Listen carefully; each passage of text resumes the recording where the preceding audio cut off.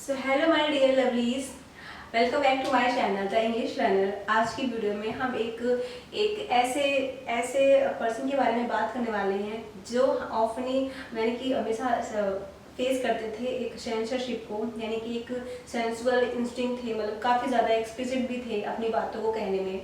और ये नोवेलिस्ट भी हैं, एसिस्ट भी हैं, ऑल्सो पोएट भी हैं, एक नॉन पोएट हैं। तो इनका डी.एच. लॉरेंस, जिसे हम कहते हैं कि 1885-1930 में इनका पूरा यानी कि पूरा टेन्योर है। एंड तो ये किस एरा में थे? एडवर्डियन एरा में थे। आपको पता होगा कि इन्होंने एक वर्क लिखा था सन्स एंड लवर्स, 1930 में पब्लिश हुआ था इनका वर्क। और इसे फ्रूडियन लीनियर भी कहा जाता है। क्यों कहा जाता है? क्योंकि ये एक साइकोलॉजिकल, एक सेक्सुअल, क्योंकि आपको पता है कि फ्रूडियन यानी कि सिगमंड फ्रायड कैसे थे, तो उनके बारे में बात की गई है। एंड ये इनका वर्क है, इसे कहते हैं कि ये जो वर्क है सेमी ऑटोबायोग्राफिकल वर्क है इनका, सन्स एंड लवर्स से। इनकी आधी लाइफ यानी कि इनकी लाइफ जो थी, इनकी मदर के साथ कैसा इनका रिलेशनशिप था, उसको दिखाया गया है। इसलिए इनके ऊपर इनको सेंसरशिप को फेस करना पड़ता था अपने वर्क को पब्लिश करने के लिए। आइए देखते हैं कैरेक्टर क्या है। और इनके वर्क को एक चीज़ और, इनके वर्क को अडल्ट लिटरेचर कहा जाता है। क्यों कहा जाता है? पढ़ेंगे इसको तो हम समझ पाएंगे चीज़ों को। तो इसमें मैं फैमिली को मैंने यहाँ पर डिपिक्ट किया है। मॉरल फैमिली है, जिसमें से वाल्टर मॉरल जो कि कोल माइनर हैं और गरीब भी हैं और ड्रंक पर्सन भी हैं कि ऑलवेज फुल ड्रंक रहते हैं। एंड कर्टू, इनकी वाइफ रिच लेडी है एक, जो कि इनके बिहेवियर से बहुत ज़्यादा परेशान है। एंड इनका बड़ा बेटा इल्डर पर्सन है विलियम मॉरल, जो कि एक बीमारी की वजह से मर जाता है, ऑफ हो जाता है। एंड इनकी बेटी है। एंड 2 बच्चे होने के बाद भी एक बच्चा हो जाता है इनका पॉल, जिसके लिए इनका इसलिए इसको ओडिपस कॉम्प्लेक्स कहा जाता है। क्योंकि इसमें ओडिपस में क्या होता है, एक सन को अपनी मदर के साथ एक कॉम्प्लेक्स की दिखाई जाती है, उसे कहते हैं ओडिपस। बट इसमें क्या होता है, because Paul use to sleep with his mother, then हम इसे कह सकते हैं कि गर्ट्रूड को गर्ट्रूड इतना अपने बच्चों को इतना कंट्रोल करती थी कि बच्चों को लगता था कि जो मदर कह रही है वही सही है, मदर कुछ है तो सब कुछ सही है। तो गर्ट्रूड का अपने बेटे पे था एक रिलेशनशिप, यानी कि ऑल्दो इन्होंने पूरी तरह से एक एक्सप्लिसिटी से डिपिक्ट नहीं किया है कि उनकी जो गर्ट्रूड है उनका रिलेशनशिप पॉल मॉरल से है।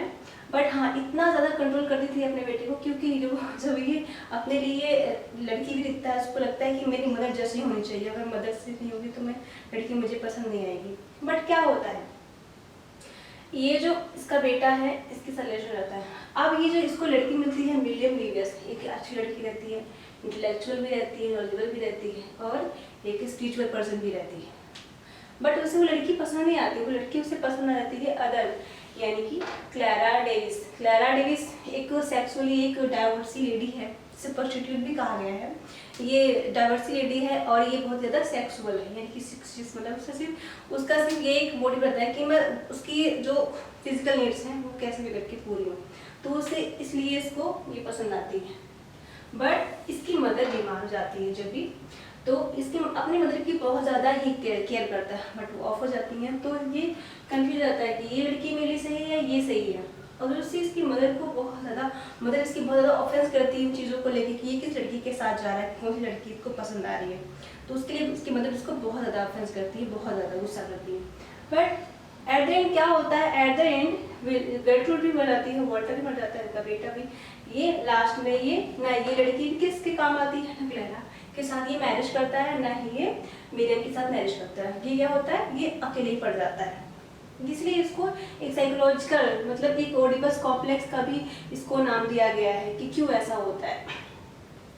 अडल्ट इसलिए क्योंकि उस टाइम सोसाइटी में यहाँ पर अब ये जो कैरेक्टर दिया गया ये बहुत ही ज़्यादा क्रूशियल है। इस कैरेक्टर को ये बहुत ही सेक्सुअली एक्सप्लिसिट दिखाया गया है, क्योंकि उस टाइम एडवर्डियन एरा में लोगों को इस तरह से इतना फ्रीडम नहीं था कि अपनी चीज़ों को स्पेशली लेडीज़ अपनी जो इनर थॉट्स है उसको एक्सप्रेस कर सके।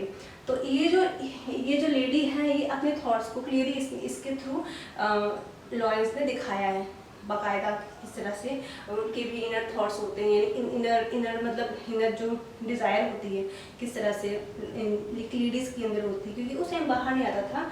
और इसी टाइम ही आ जाता है हमारा फेमिनिज्म, जिसमें बहुत सारे सफरेज वोट राइट्स के मूवमेंट आते हैं फेमिनिज्म में। तो उस वजह से इस वर्क को अडल्ट लिटरेचर कहा जाता है, क्योंकि इसमें सेक्सुअली एक्सप्लिसिट लेडीज़ को दिखाया गया है, एक सेक्सुअली एक्सप्लिसिट दिखाया गया है। तो मैंने इन चीज़ों को कैप्सुलेट किया है, इनकैप्सुलेट किया है, ताकि आप चीज़ों को समझ सकें और अपने इस तरह से इसको डिपिक्ट कर सकें अपने लैंग्वेज में। मैंने अपनी लैंग्वेज में कर लिया है, तो आप देखिए और समझ सकते हैं अच्छे से एक इनकैप्सुलेट आइडिया में। So that's all of you, thank you so much.